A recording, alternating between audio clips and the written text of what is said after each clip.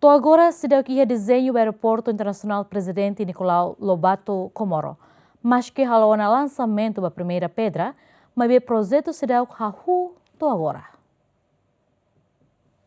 E a Loran Ruanulo Fulang Maio, no governo constitucional, ao lançamento fatuk da huluk ba construção no aeroporto Comoro e a lançamento no Ministério do Transporte e Comunicação, lançamos vídeo ida ne berratudo terminal phone torre controlo no pista. E a quinta ne Miguel Manetelo declara katak vídeo ne hatudo de conceito mas be la os desenho.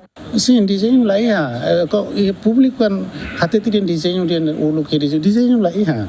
Realidade makanya kita la os buka tu hatu malu ka fosal mala desenho la ia tambah os kita menan design and build konseptu ida nebe makanya menantia depois maka ita SNTP depois ita lança os neba makanya halu desenho nebe agora dadang tu informação o hautung haus keramba presidente Anateli kata os kita ihale terreno halu hele topografia para ser at concluir nebe desenho.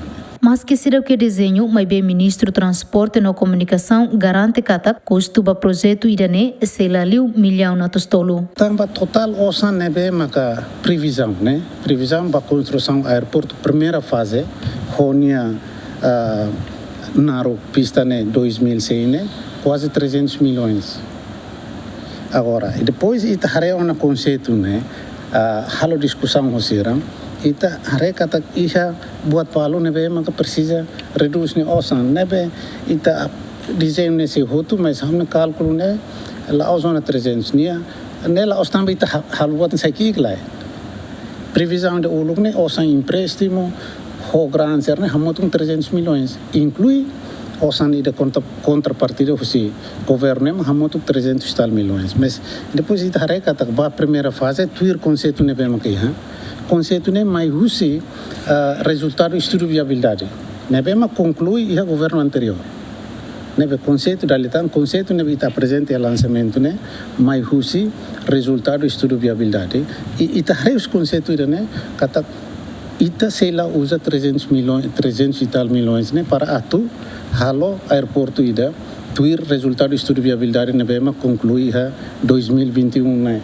Ba projeto construção no aeroporto Comoro, governo Timor-Leste assina acordo empréstimo IDA ao Banco de Desenvolvimento Asiático o valor dólar americano milhão a torcida recém. Total acordo com o IDB é 135 milhões, mas o processo de tenderização não é mahalo e a altura não é pacote IDA mais o IDB né parte de dete né IDB né maka ida waskita manan né atau halo date runway, apron, ATC, o luto ser haleu inclui drainagem serne.